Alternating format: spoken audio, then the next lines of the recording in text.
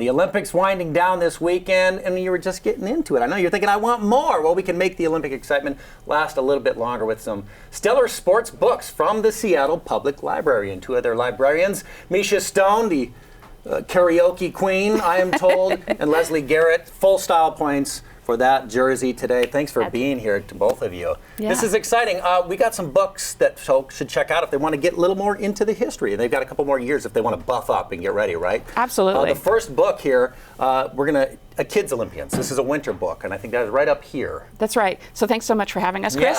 Yeah. I wanted to start with a kids nonfiction because here's the thing. People don't realize that kids nonfiction is for everyone. It's a great way to learn a lot in short order. And this is great for 8 years old and up. And I don't know about you, but every time the Olympics rolls around, I want to know why and how those people became those athletes and got into those sports. So this gives you the glimpse into the childhood of like Michelle Kwan, our own hometown hero, Apollo Ono. And it starts with a section on LGBTQIA athletes and starts with the story of Johnny Weir, who was inspired by Christy Yamaguchi. He's the ice skating commentator this year, so you may have heard his voice a lot. Right. But this is just accessible, fun, and inspiring. We've been talking a lot during the games about who these athletes are in their real life, from jobs back home, and some of them are glamorous, and some of them you would never expect. So this is a fun way to give some context to who these folks are. We love this. Okay. We've got The Favorites, book number 2. That's right here. This is the real deal. Yeah. This is thick. So this is if you really like basically a really steamy, dishy novel, this is high drama, high stakes, on and off the ice. And it is the story of Katerina Shaw and Keith Roca. They met as childhood friends, became lovers. They are ice dancers who are just fierce competitors, get a lot of attention and medals, and they didn't realize how hard it was to mix romance and their careers. Jodi Picoult called this a cross between Wuthering Heights and Daisy Jones in the Six, and the tempestuous sort of like relationship between the two of them, plus their names kind of gives away the Wuthering Heights connection, as well as the dishy interviews spread throughout. This is a great page turner about betrayal, secrets, and fierce determination. Okay, I love that. We do also have a memoir in here. Yes. The hard parts. Absolutely. We shouldn't forget that next month is the Paralympics. And Oksana Masters is a 19-time medalist in the Paralympics. This is her memoir of how she got into all the many sports she's in.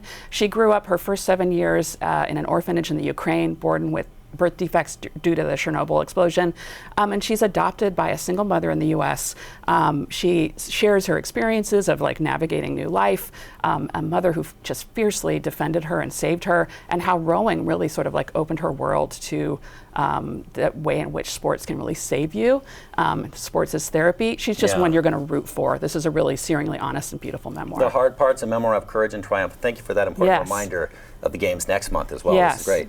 Wake Up, Nat and Darcy. Yes. So we couldn't do this segment without bringing up heated rivalry. Yeah. So for those who want a steamy hockey romance, this one is about women's hockey. So congratulations to the U.S. team yesterday for that beautiful win. This one is it's more like laid back and fun and kind of casual.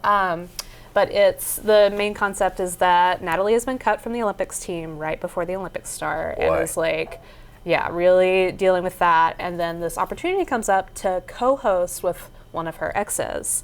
And so this whole novel is them like doing this show about the Olympics, trying out different Olympic sports, but also kind of like getting into their past and deciding what kind of future they want together.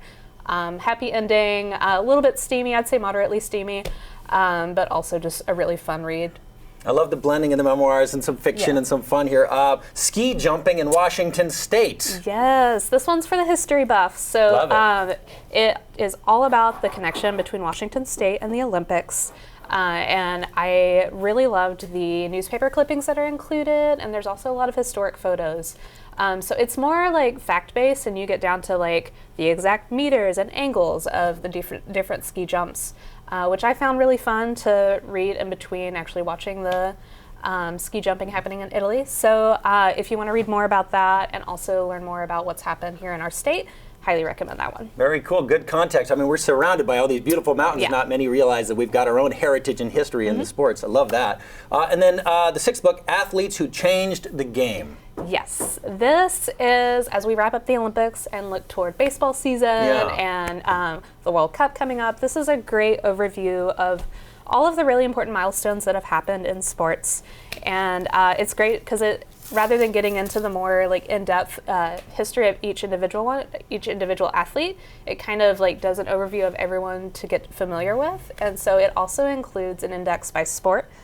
So if like you want to learn more about hockey, that's in there. Okay. Or if you want to look more at like what's happened in baseball, you can check that out as well. Spring training gets underway today. Exactly, and so it's great because it has an index in the back and also a bibliography, so you can read more. So really great starting point to see some important names across the board, including Erin Jackson, who was a flag bearer and the first Black woman to win an individual gold medal in 2022. So learn more about her and more in this book, and I highly recommend for all ages.